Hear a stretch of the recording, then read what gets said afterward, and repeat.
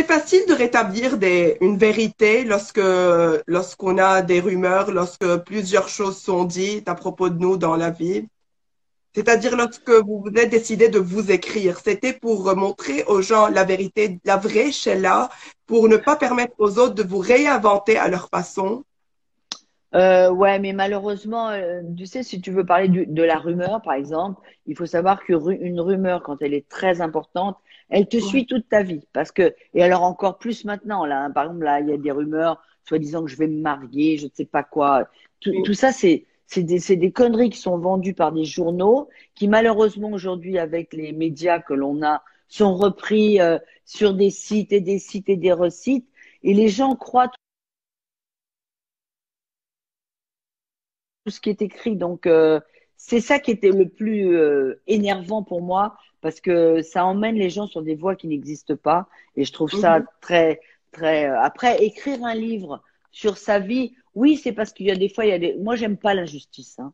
Je suis Mhm. quelqu'un, j'aime ce qui est juste. Et même si il y a un truc qui plaît pas, j'aime la justice.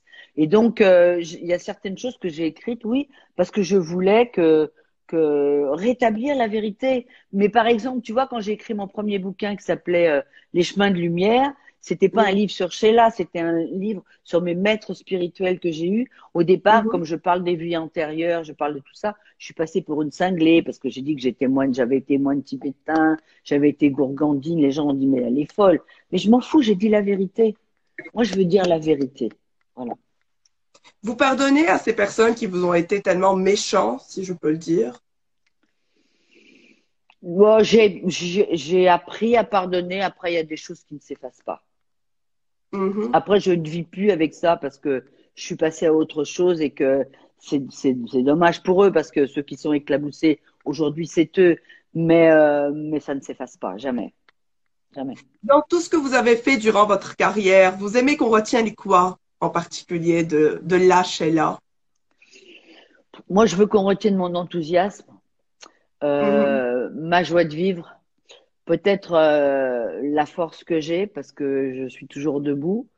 Mais c'est surtout ce que je voudrais qu'on retienne, c'est la vie que j'ai traversée avec les gens parce que j'ai une carrière très très particulière et Mhm. avec le public et c'est ça que j'ai envie qu'on retienne parce que peu de gens dans ce métier ont une carrière comme la mienne et j'en suis très très fière.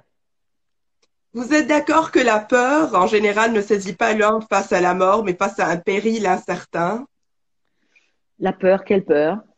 La peur, Recommence en ta question. général, cette sensation de peur que peut ressentir Oui, une personne, on la euh, ressent un péril incertain.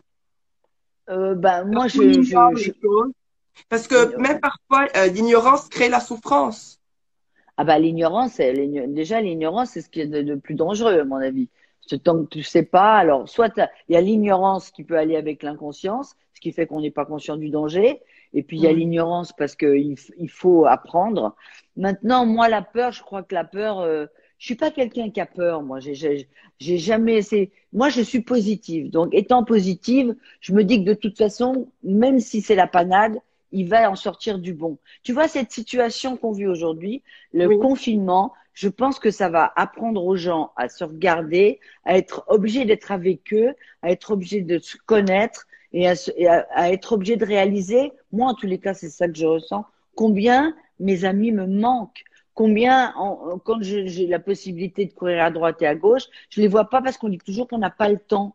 Et ben tu sais Mhm. quoi, je pense que tout ça, ça va apprendre aux gens à prendre du temps. Tu vois, c'est Quelles sont important les le temps. conclusions que vous avez tirées durant ce confinement, étant seul à réfléchir les choses, votre vie peut-être, votre avenir, pourquoi pas? Ah, mais mon avenir surtout, ma chère Angela. Oui. C'est l'avenir qui Euh, compte. oui, bah, bien sûr, bien sûr. Ah, parce qu'après, tu sais, je peux regarder derrière et commencer à fouiller dans toutes mes médailles, les machins, les trucs. Mon murex, il est posé en haut d'un escalier, il est magnifique. Mais moi, je vis pas avec ça. Moi, je vis dans les projets. Donc, je lis des pièces, je regarde des scénarios qu'on me propose. Voilà, je cherche ce que je pourrais faire. Peut-être une comédie musicale, peut-être une histoire d'une vie. J'en sais rien. Tu sais, c'est bien de penser aussi, de réfléchir. Et puis surtout, j'ai la chance, Le soir, je pense que tu dois faire ça aussi, de temps en temps, faire un petit FaceTime pour boire un petit coup avec ceux qui me manquent. Ah, ok. Et qu'est-ce qui vous manque le plus durant ces moments? Ce qui me manque le plus, alors, et ce qui me manque le plus, bien sûr, c'est le groupe avec lequel je travaille, hashtag, parce qu'on est tout le temps ensemble et que on est sur les routes, sur scène, enfin voilà. Ce qui me manque, je vais te dire un truc, comme je suis seule chez moi, là, ce qui me manque Ouais. vraiment, c'est un chien. Moi, j'ai toujours eu des chiens, j'ai toujours, voilà, et là, j'en ai plus parce que je viens de déménager et que je suis tout le temps partie par Mons et par Vaux, donc j'ai pas envie qu'il reste tout seul. Mais j'avoue que ça me manque. Voilà. Parce qu'on voit aujourd'hui que l'homme est confiné et les animaux sont libres. On est, on dirait, j'aime pas dire emprisonné parce qu'on n'est pas emprisonné, on est bien à la maison, chez soi, on a un toit, on a de quoi Ouais. manger. On peut pas, on n'a pas le droit de dire qu'on est dans une prison. Mais lorsqu'on voit que c'est aujourd'hui des animaux qui sont libres dehors et nous dedans, c'est un Il y a message des, de dire quoi?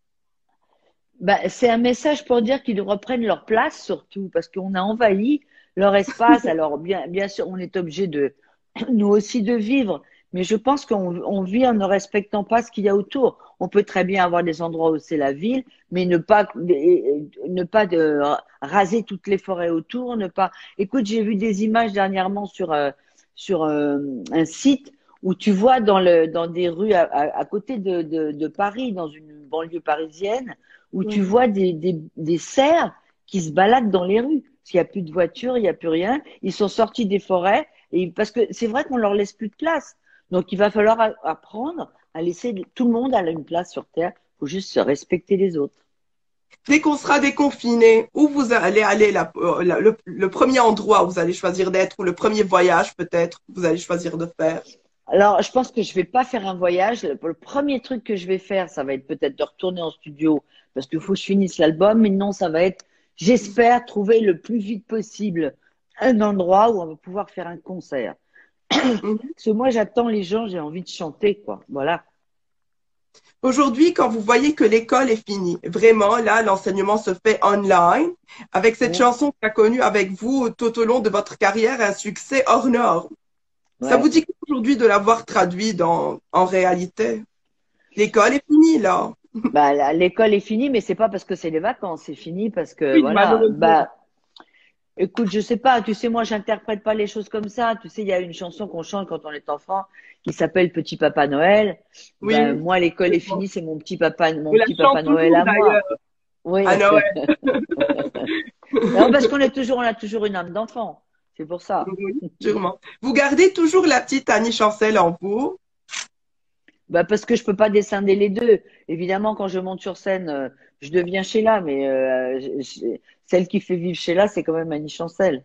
Donc voilà. Alors, Annie Chancel, elle pleure de temps en temps, Sheila, elle rigole. Voilà. Qu'est-ce qui vous a poussé à faire cette carrière et à chanter en particulier? Alors, faire cette carrière, personne ne m'aime, moi, j'aurais jamais imaginé une chose pareille. Euh, Moi, à la base, j'ai toujours voulu faire ce métier. Moi, je voulais être danseuse. J'ai fait du cirque, j'ai fait de l'acrobatie, j'ai fait de la danse, j'ai fait l'audition pour l'Opéra de Paris. J'étais trop grande, j'ai pas été prise à l'époque. Mais moi, mon rêve, c'était d'être Pietra Gala. Je voulais être une très grande danseuse. Et puis, je chantais bien, j'ai fait du piano. Enfin, j'ai eu la chance d'avoir des parents qui m'ont laissé libre dans un métier artistique. Et puis quand j'allais à l'école, je m'étais dit que l'école c'était pas fait pour moi.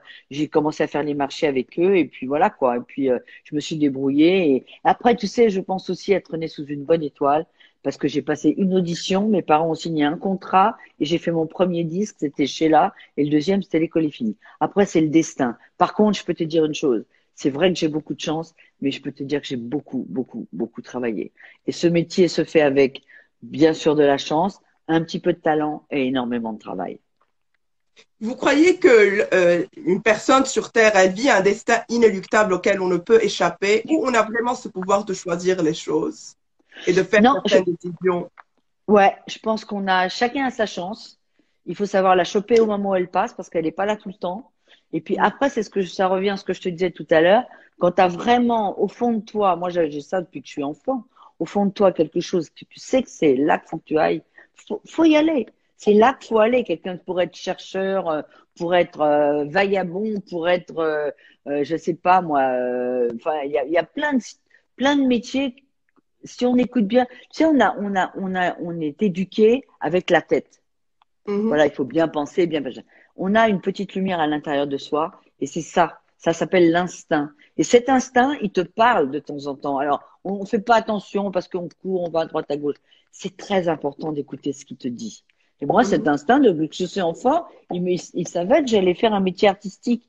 Après, la carrière, ça, c'est autre chose. Je pense que j'ai beaucoup travaillé, j'ai eu beaucoup de chance, j'ai fait des choix, j'ai rencontré les personnes qu'il fallait, travailler avec Nile Rodgers, c'était une chance absolument extraordinaire. Mais après, j'ai été la chercher, la chance. Tu vois?